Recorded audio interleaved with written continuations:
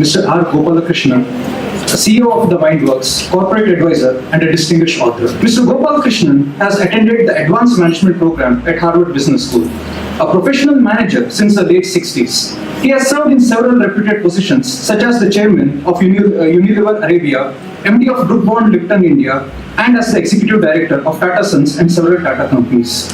He serves as an independent director and non-executive chairman of Castrol India, and also as an independent director of Himas Holdings PLC, Sri Lanka.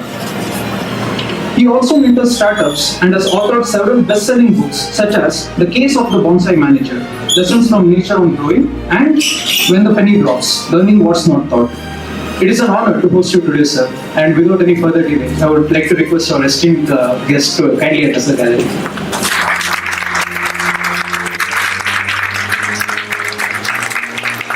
Well, thank you very much. It's a great pleasure to be here. I'm told that I should speak for maybe half an hour, 40 minutes, and then have an interaction. I'm very happy to have it as an interaction without talking to you. But that will be very mysterious because I don't want to come here as though I can talk about anything under the sun. So I'll say a few words on some things that bother me. But you are welcome to ask any other question. The worst that will happen is I'll say I don't know the answer. That's entirely possible. And I'm very interested in your opinion because it's a long time since I was your age.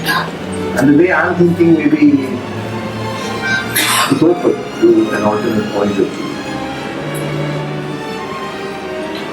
And the thing that I'm very curious about and have been curious about for a long time is, can ethics be taught? Is it relevant and can it be taught?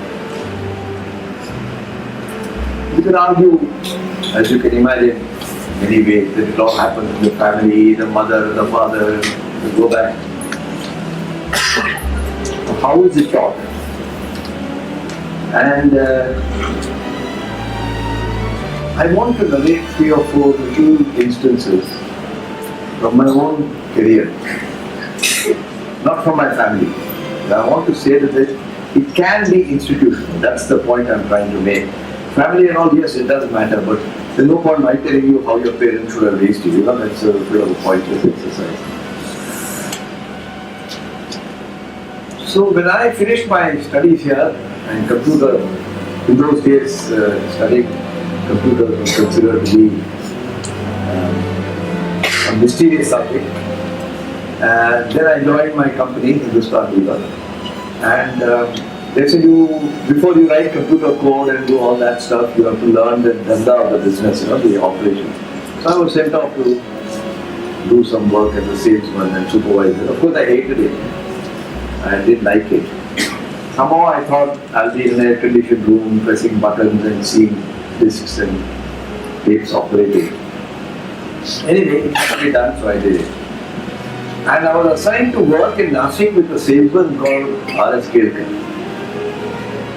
So I was 20, 21, whatever, and Kelkar, of course, was 50 years. And he was teaching me what a good salesman would do, this, that, and then there would be a Saturday or a Sunday or whatever. And since we were in Nashik, I was stuck in the hotel, the third-rate hotel. 4 of us had to share a room because my daily allowance was 6 rupees per day. So I couldn't afford to stay in any nice hotels. So to relieve me from all this, he would take me to see some tourists. Have you ever been here from Nashik? No. Could I? Where in Nashik? Sir, here, Mumbai, Sorry? in the center of the city. In the City place. In the city. So, as you know, there is a Sita Kund there, there's a Ram Kund. You been there? So you can confirm that I'm telling a true story. The Aadhaar card, certified by Nashik, please. So he took me to the Sita Kund, Ram Kund and so on. And you're 21, I don't know if you wanted to spend your Sunday visiting all the temples. And Nashik has plenty of temples like Bhubaneswar. Anyway, he then asked me a question. And the question was, Why is it that in every time you enter a temple, the entrance is so low? You have to bend and go. Now I bend and go, but I never applied my mind to why. And then he told me, Namrata Dharma. Be humble. That is the reason why when you at least go to the house of God, keep your head down. Baki time to keep your head up. I thought about it and I said, okay, it's a small episode, nothing to write home about. But when I started thinking about ethics, it came back to me. It's a little story, nothing earth-shattering, but I remembered it. And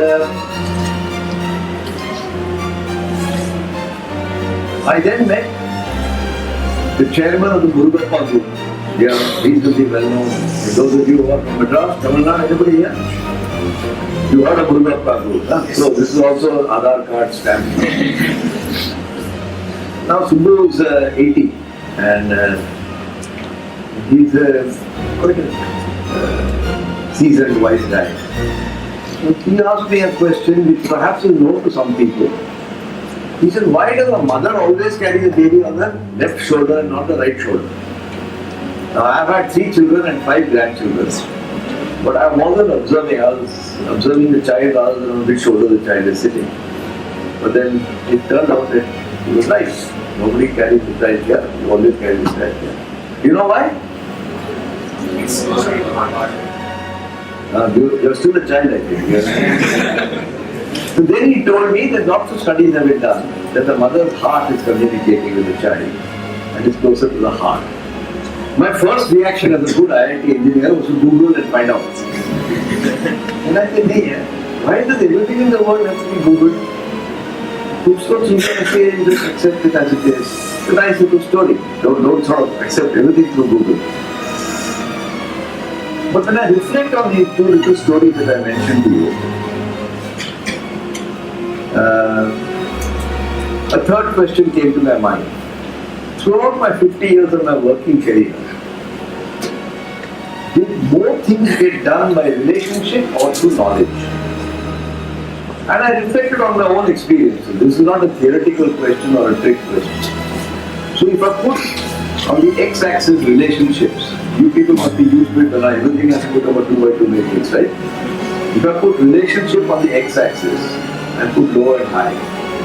And on the y-axis, I put knowledge, low and high. If you're low on knowledge and relationship, then I suppose you're a problem. If you're high on both, it's fantastic.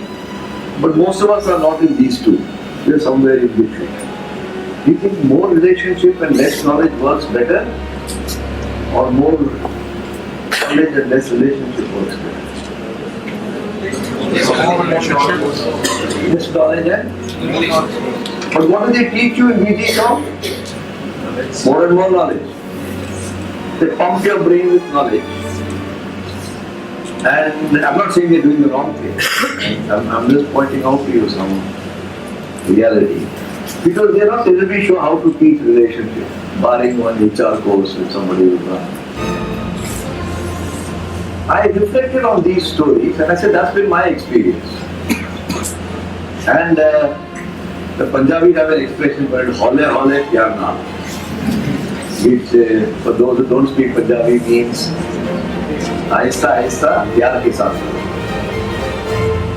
And I was then reminded of a story when I was doing all the salesman supervisor. After 7-8 years, I had become the regional manager. I went to Ludhiana to work with the salesman who was twice my age. And I have this bad habit, I carry this diary. Like an industrial engineer, I write everything over here. I also used to carry a slide rule. You people don't know what's a slide rule, do you? It used to be a little device, which was like a ruler. You didn't have calculators.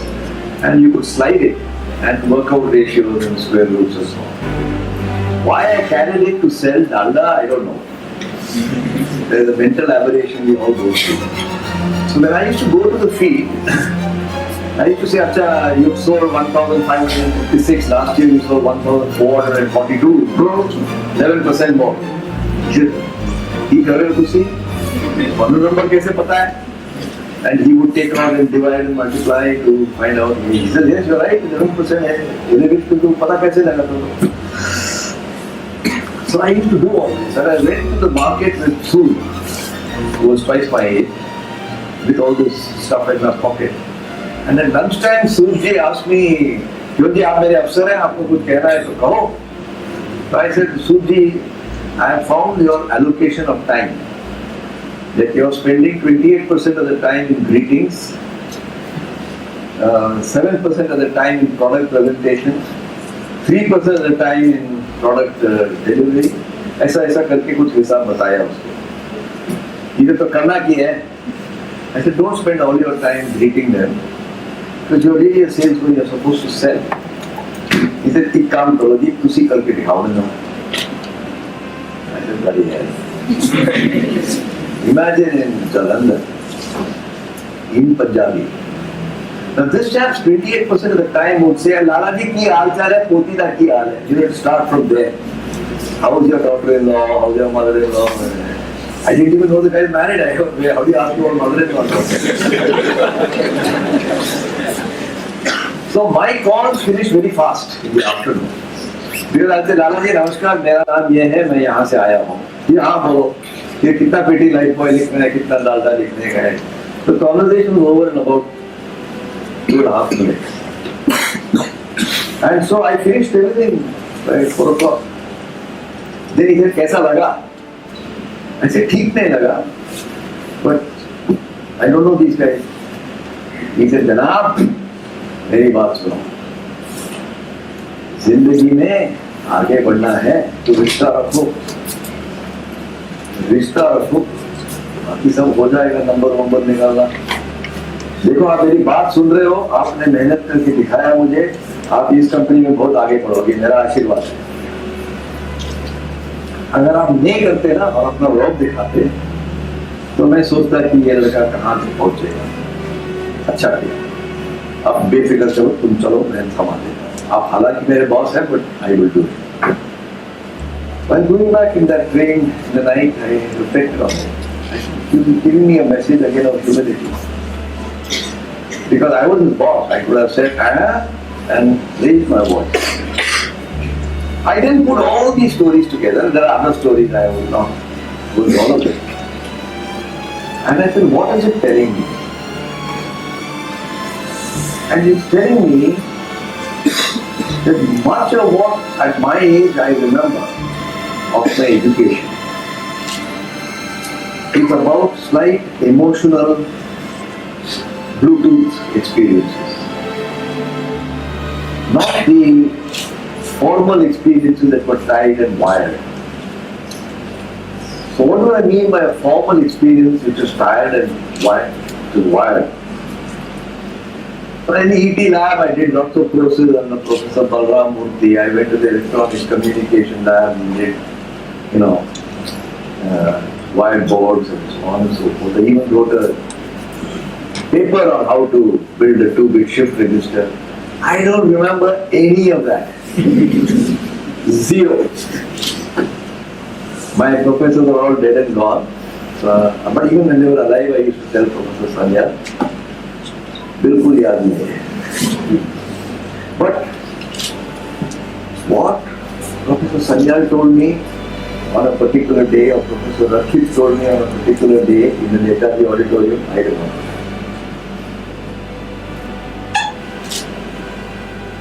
And I said, why is that so? He is a teacher. He has taught me physics, mathematics, history, whatever. I don't remember anything. But something casual interaction in the Netaji auditorium on a particular Sunday. You still have movies on Sunday in the Netaji auditorium? You still have. For us, that was the only entertainment in those days, so we went there. And I remember those stories. And I said it comes back to the same reason why a mother carries a child on the left shoulder. Experience-based learning never sounds like rocket science. It will not sound like E equal to MC squared. But it's worth a lot more than E is equal to MC squared, I can assure you. The first is I'm associated with the SP Jain Institute of Management and Research in Bombay. And the way they have solved it is, it's compulsory for every MBA student to do a program called Abhyudaya. Who knows what Abhyudaya means? Somebody must be a Sanskrit scholar here. Nobody? Okay. We got a program called Abhyudaya, which is about, I think Abhyudaya has something to do with reliance and reaching out people. What is it? Self-awakening. Self?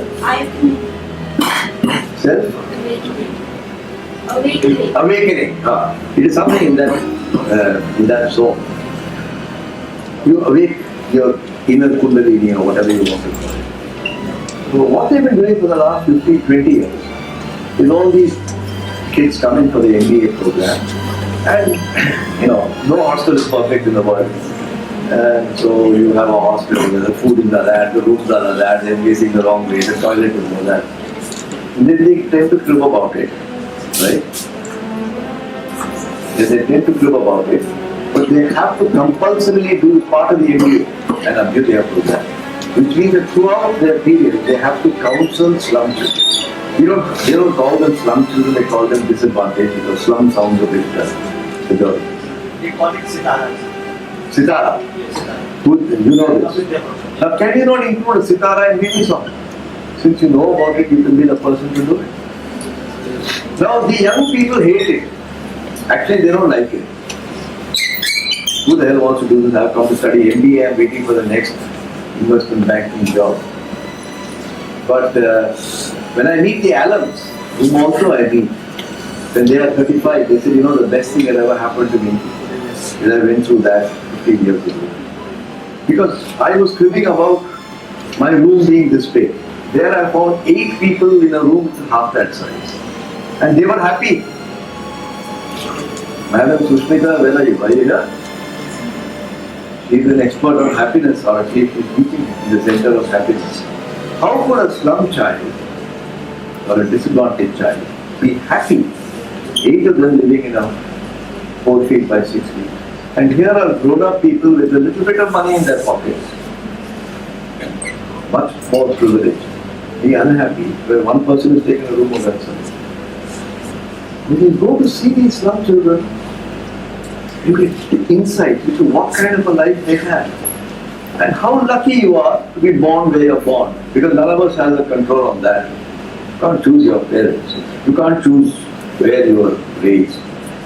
If it happened well for you, that's fine. But not everybody has it good. We fail to learn. And they realize, without anybody telling them, this is like holding the child on your left shoulder. They didn't say, hey, I am so privileged and I never thought of it that way. So I find that I would like to recommend your dean is here, your director, your faculty are here, that some equivalent of an Abhyudaya you should consider. Whether it's to slum children or rural development or in your is Ansar still running that place? Yes, still running. I mean, you can decide, and I already know about the Sitara. Actually, my friends are in SP. Okay. So you can easily get your friends to drop in here and have a chat and devise a scheme and give it to the faculty and say, why don't we consider this? Don't just copy it, but give an experience which they otherwise may not have. Likewise, Tata Finance happened in 2001. At midnight, I was in some dinner party. I got a call from an anonymous person saying, "Aap log ka Tata Finance mein bahut lamba ho raha hai." And then I get an anonymous letter which said some kapla is going on. I was not the only person to get it. At least 20 other senior people in Tata got it. We were shocked. We were beyond belief. And when a little investigation showed that there is fire behind the smoke and that the managing director had misled us, Tata blew the whistle on itself. It announced that we had a fraud and we are getting to find out what happened. We haven't fully understood. Told the Reserve Bank, told whoever we had to tell. And in those days, I remember the newspapers used to say, "Pagal hai Tata, चुपके से काम करा लेते, दुनिया को पता नहीं कि क्या जरूरत है." And then there was a shareholders meeting. I was sitting next to Ratan Tata, and one elderly person came and almost weeping said, I retired from so and so place, I got so much money, I put it into Tata company thinking it is safe. Frankly, I am depending on that for old age. Now it's all gone. Is there anything you can do to help us? You know the Punjab Mercantile Bank case going on? Are you following it? Right now. And Ratan Tata got up and he said, I don't know how much money is involved, but I give you my word that not one of you is going to lose your money. That's the Tata guarantee. And he sat down and I said, hey, you have no idea how much money it is. It could be 80 crores, it could be 8,000 crores. He said, but how can you tell these people? I wish the government had done that for PMC Bank. I know it has many implications, but it has many implications for Tata also. It will happen in Tata Steel and Tata Motors tomorrow. Finally, the bill, and I was on board in that board meeting he signed, was 800 crores. Moral courage. Sometimes you don't yourself take an unethical part, but you don't question or dare to question anything which is unethical happening around you or at your workplace. So, is it unethical, or what's your perspective in that, especially at workplace? Like, so I've read about something about professional moral courage. So, I don't know if you include my response in the as an answer to your question, but all the things that managers require in their professional life are not taught, and whatever they really don't need is taught. This is not a criticism of these schools, don't get me wrong, because we come from a pedagogical background. So whatever can be taught, whatever is explicit knowledge, we can impart. Economics, politics, psychology, those are possible. There's a body of knowledge, there are people who studied it, they are damn good experts, they are very good exponents of the subject. These are all tricky subjects in the margins. And then how do you assess? You have to give marks, you have to have some discipline after all you're a university. So one of the skills, there are many skills that are not taught which I think young people should. One of them is how to disagree without becoming disagreeable. Possible. And when you do that, you created a new skill set. We are trained to think that disagree means thump the table, walk out, fight. But that's not true. So in this day and age, sometimes the lines between what is ethical and what is legal can be blurred. So how do we distinguish one from the other, and what are your thoughts on that? Everybody has an inner compass. It's as blurred as your head is blurred. If you've chosen to make it blurred, it will be blurred. But deep in your heart, who you are, right? If you think it's all right to rob the bank, and you say, deep in my heart, I feel it's the most ethical thing to do, then do it. You get caught, then don't say a little trouble over here. Deep in your heart, every human being, and I'm not being spiritual or philosophical, they're all born good people. Somewhere down the line, we still are good people when you grow up. But a little temptation comes at you, let's do something silly. It is that moment that matters. It's like a batsman, I'm a 98, I'm Sachin Tendulkar, I'm there for 98. Now if I sneak it into the slips, then I haven't got a century. The record book will not change. It's that moment that matters, not the one you hit when you were 46 and got to 50. Nobody remembers that. And so I always say there's a magical moment when a magical thing happens. And your magical compass tells you what to do. You listen to it or you don't listen to it. There's never any ambiguity. When you decide to ignore it, you go with the consequence. You think Lehman Brothers would have collapsed but for Nick Leeson? What did Nick Leeson do? He did a trade which gave him bad numbers. So he did another trade to try to make up that. And then it just went on, like a Las Vegas program. So Dilip Benson did the same thing in Tata Finance. He did some off-book trade, didn't tell the directors, that went sour. He said, भाई पता लग जाएगा सबको और एक करो, पता लग जाएगा, फिर पता लग गया. I had the experience myself. I was the director of export. I lost $1 million. I didn't lose it in a transaction or a trade. I couldn't find it. Somebody had disapproved me. And I was in two minds what I should do. But I went to my chairman and I said, I feel very silly, but I've done something very silly. I don't know what I've done. I've never had to admit this in my 20 years of my career. I just become a director of the company. I need help. We are so scared to look vulnerable. I made myself vulnerable. My chairman said, "You're going to help." And it worked. It's for me first. I can only share my experience. You have to follow your inner compass. It will tell you which is true or not. Yeah. In the interest of time, we take only one question.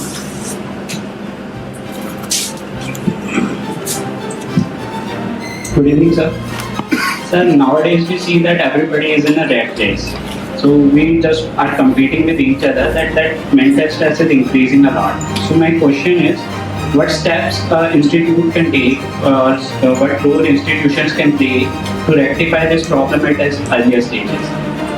If you want to be a rat, nobody can stop you from taking part in the rat race. It is your choice to be a rat. Nothing to do with the institute. Institute did not advertise VG song wants churras with a retail. You have chosen to be in the rat race. Please be clear. It's your responsibility. Institute can do nothing. The day you decide I don't want to be a rat, then you don't be in the rat race. Now, what you want to be, you have to figure out. I'm not saying it as, but I'm just trying to be very clear.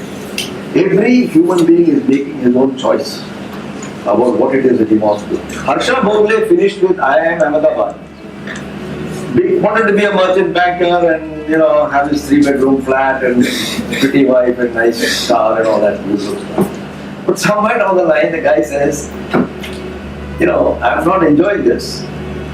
I love cricket. But it's too late for him to be a cricketer. There was no T20 anyway in those days. T50 or whatever. So he decided to become a cricket commentator and analyst. And since then, Harsha Bhogle rightly says, you guys are spending all your life trying to enjoy your job. Whereas I've spent the rest of my life doing what I enjoy and they pay me on top of it. That's what you should do. Thank you very much.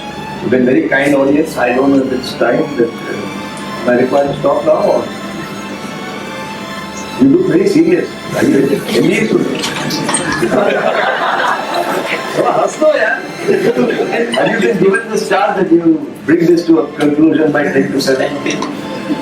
कोई tension नहीं लेना आराम से. Last question, चलो. Breaking the rules, if there is one. None? You? Sir, I have worked with a Japanese firm. What I have seen is that they have very high standards as a nation of ethics. So, how can we say that as Indians we are lacking in that?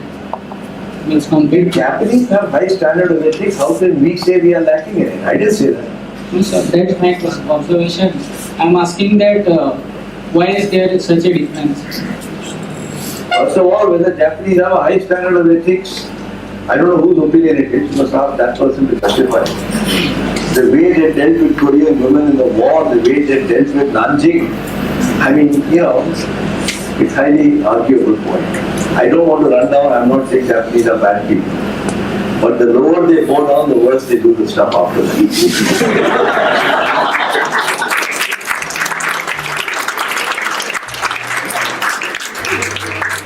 I'm saying there is a certain cosmetic, right? And then there is a certain. I don't like to be judgmental among other societies or nations. Since you ask the question, I'm saying you have to first clear in your mind whether the Japanese are more ethical than others. I'm not aware that there is any such. They give that impression, I agree, because they keep going down so deep that you almost feel their head will touch the ground. But that doesn't mean you're more ethical than others. So re-examine the question that you have and maybe we have a conversation. Yeah, you wanted a last question. And then we'll close after this one. I wonder why only the boys ask questions and none of the girls. Is it not to push the girls? By the way? Thank you so much for the session. First of all, it was really enlightening to hear so many anecdotes. My question was, so ethics is a highly subjective question. So in my short work experience of 2 years, what I have experienced is different people have different definitions of their own ethics. And a lot of time our conflicts are based on the ethics we think are appropriate in that situation. So for people like us who will now have a management degree, will be in a position where we'll probably be leading 20 other people. What would you suggest for, because as you rightly said, there are no books to teach one what right ethics are and wrong ethics are. And in situations in your day-to-day office, you may not have the time to go back and sit and ponder upon how you could have done better with what happened. You have to be on your feet sometimes. And when the conflicts arise because of difference in your ethics with the other guy, how would you suggest youngsters like us to work on that? I don't know if I can give you any generic advice, but you started by saying ethics depends on how you look at it. That was the start. So does beauty. But it doesn't prevent you from looking for beautiful women, does it? You don't get confused when you see a beautiful woman, or to be not gender specific, a woman seeing a handsome man. It's in their eye. So let's not confuse these things. There are superficial impressions. But our human brain always refers to, so even if you get enamored with a beautiful person or the other, right, then other questions come to your mind. Is this a person I can be with, etc., etc., etc. The same thing happens with ethics. There is nobody who has to take a decision on the spot. Anybody who tells you have to do that is wrong. When Rajat Gupta had to take his decision, he took his decision. He is responsible for it. He can't run away from it. He is a good friend of mine. But that doesn't detract from the reality. He, within 4 seconds of completing a board meeting, he made a telephone call.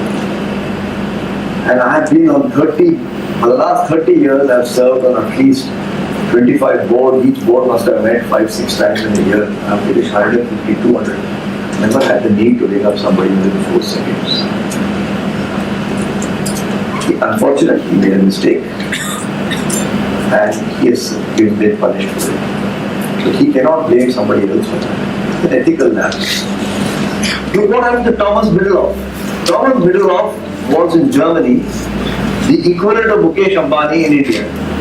The most celebrated, most well-known, wealthy, and he was running Bertelsmann. Bertelsmann is the equivalent of being, Times of India and Star News all put together. Biggest media. He was very celebrated because he's the media, the Jala bhi hota hai. In fact, that's one of the books, Praveena, we've written in our book, where Praveena and Kunal have helped me in a book called Crash. And I've written the Thomas Middlehoff case of But then his brain got damaged and he did some aberrant things. And unlike our country, where it goes to Supreme Court, Division Court, full bench, half bench, unta rehta hai. They put him in jail. And he wasn't trying to escape from Germany, lookout notice, all that stuff. This is not really particularly Indian stuff.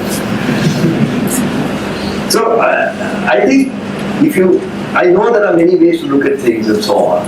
And it's not a case that I make, we should not have clarity in our mind.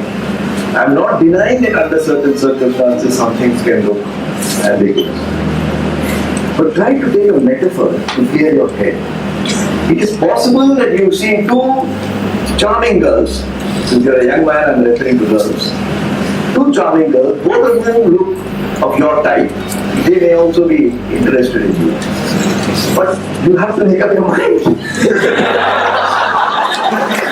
You can't be a 2-timer, right? That's the story on it. Thank you.